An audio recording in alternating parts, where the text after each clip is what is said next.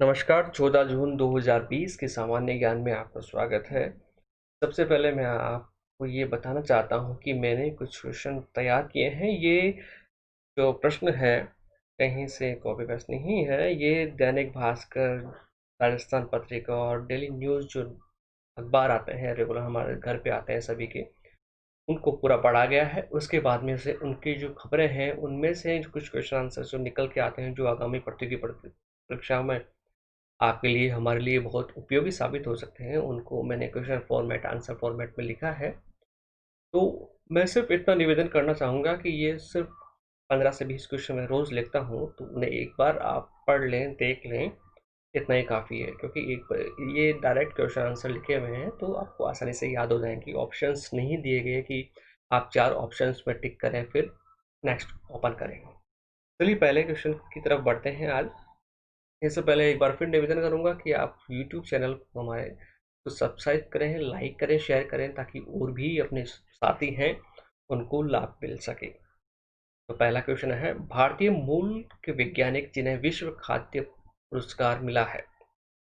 America मृदा वैज्ञानिक doctor रतन लाल को कृषि क्षेत्र में नोबेल पुरस्कार के बराबर माने जाने वाला यह पुरस्कार मिला है। तो किसे मिला है? डॉक्टर रतन लाल को। ये अमेरिका के हैं, वर्तमान में अमेरिका में सेटल है। वहीं प्रश्न नंबर 2 है, वह बैंक जिसने डिजिटल खाते खोलने की शुरुआत की है, योजना शुरू की है, वह है स्टेट बैंक ऑफ इंडिया यानी एसबीआई। एसबीआई की चेयरमैन है रजनीश कुमार जी। इस इस खाते की क्या खास बात है, आप देख लीजिए। इस इंस्टा सेविंग बैंक खातों के लिए योनो ऐप, जो एसबीआई का ऐप है, मोबाइल ऐप है, योनो ऐप पर पैन और आधार कार्ड संख्या की जरूरत पड़ती है। इसके बाद में यह खाता ओपन हो जाता है। प्रश्न नंबर 3, किस देश की सरकार ने विद्यार्थियों को सिर्फ 1 घंटे वीडियो गेम और इंटरनेट यूज करने के निर्देश दिए थे?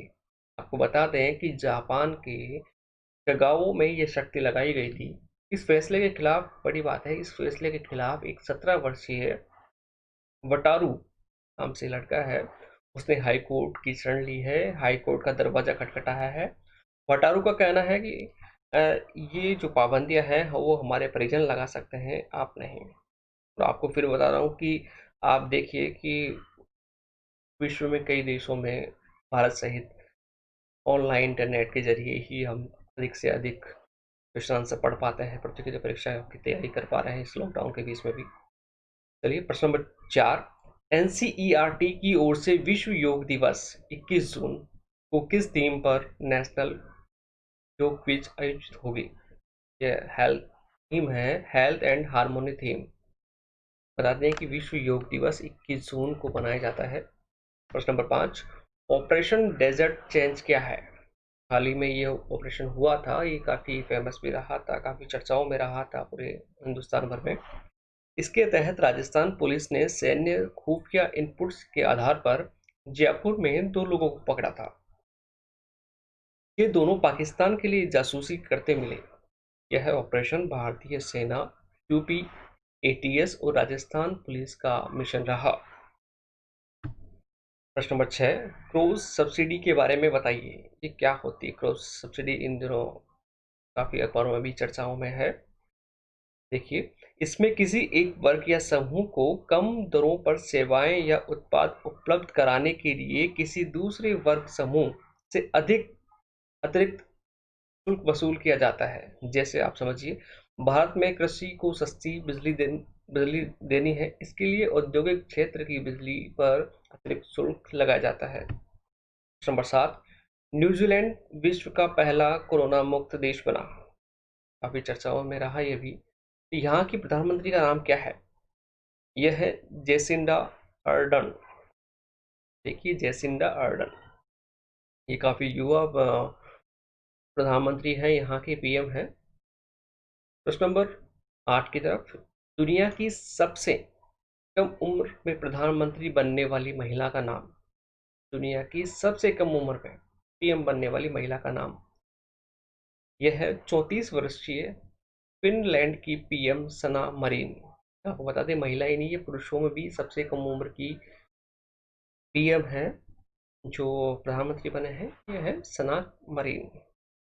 प्रश्न नंबर 9, विश्व का सबसे बड़ा सोलर पार्क कहाँ पर है? जोधपुर स्थित बिड़ला पार्क। यहाँ 18 बड़ी कंपनियों ने 36 सोलर प्लांट लगाए हुए हैं। इससे पहले कर्नाटक का पावागढ़ सोलर पार्क सबसे बड़ा था। प्रश्न नंबर 10 सोलर से ही जुड़ा हुआ है। राजस्थान का सबसे बड़ा अल्ट्रा सोलर पार्क कहाँ पर बनेगा? अभी हाल ही में ये है 13 जून को ही राजस्थान पत्रिका की खबर थी, फ्रंट पेज नंबर 1 पे। पौरेश गुप्ता जो रिपोर्टर है उन्होंने लिखी थी। प्रश्न नंबर 10 एक बार फिर सुनिए, राजस्थान का सबसे बड़ा अल्ट्रा सोलर पार्क कहाँ पर बनेगा? इसके लिए जैसलमेर में जगह चिन्हित की गई है। यहाँ पर राजस्थान सरकार, नेशनल थर्मल पावर कॉरपोरेशन, इसे एनटीपीसी भी कहते हैं, और Solar Energy Corporation of India SECI मिलकर बनाएंगे। इसकी क्षमता कितनी होगी? इसकी क्षमता होगी 10,000 मेगावाट की होगी और इसमें 40,000 करोड़ से अधिक का निवेश किया जाना है होगा। प्रश्न नंबर 11, भारतीय संविधान के अनुच्छेद 32 क्या होता है, क्या कहता है? अनुच्छेद 32 के तहत मौलिक अधिकारों के उल्लंघन होने पर 5 तरह की रिटों के जरिए पीड़ित सीधे सुप्रीम कोर्ट जा सकता है, सुप्रीम कोर्ट का दरवाजा खटखटा सकता है। यह अधिकार केवल मौलिक अधिकारों के उल्लंघन की स्थिति में ही उपलब्ध होगा।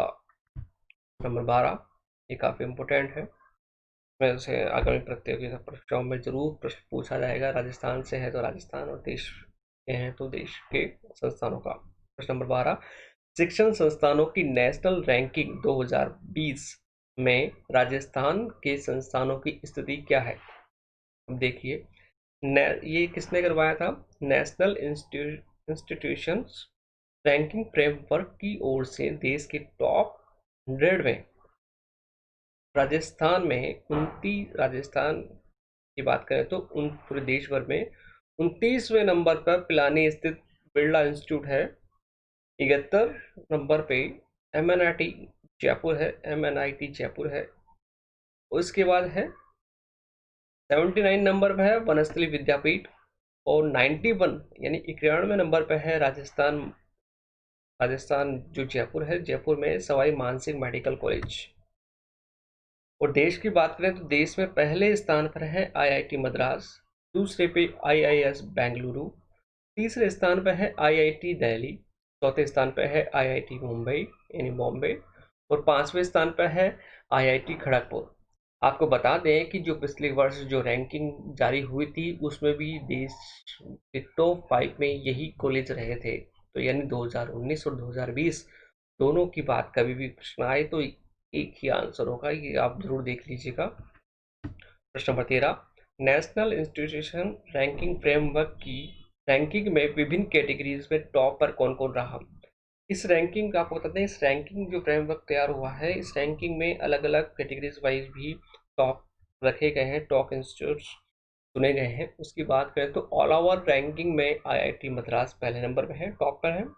वहीं विश्वविद्यालयों की बात करें तो विश्वविद्यालयों में Indian institute of sciences Bengaluru top पर है। प्रबंधन यानी मैनेजमेंट की बात करें तो आईआईएम अहमदाबाद। कॉलेजों की बात करें तो कॉलेजों में मिरांडा हाउस दिल्ली।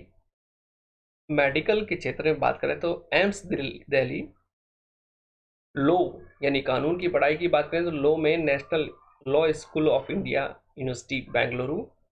और पहली बार इस रैंकिंग में डेंटल कॉलेजों को भी शामिल किया गया है। आप ये क्वेश्चन भी बनता है कि जो नेशनल रैंकिंग है शिक्षण संस्थानों की, इसमें किस कैटेगरी को पहली बार लॉन्च किया गया है, शामिल किया गया है? तो आप ध्यान रखिए डेंटल कॉलेजों को। अब डेंटल कॉलेजों की बात करें तो डेंटल कॉलेजों में Maulana Azad Institute of Dental Sciences Delhi ये पहले स्थान पर रहा है।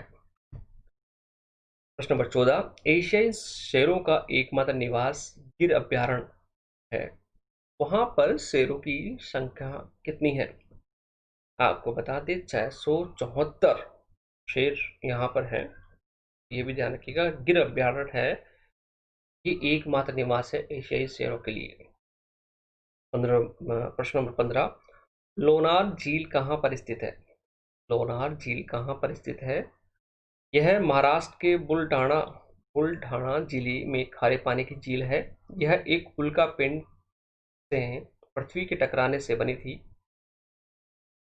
यह एक उल्का पिंड के पृथ्वी से टकराने से ये बनी थी और इसको यूनेस्को ने ग्लोबल जियो पार्क स्टेटस और जीएसआई ने इसे नेशनल जियो हेरिटेज मॉन्यूमेंट का भी दर्जा दिया हुआ है।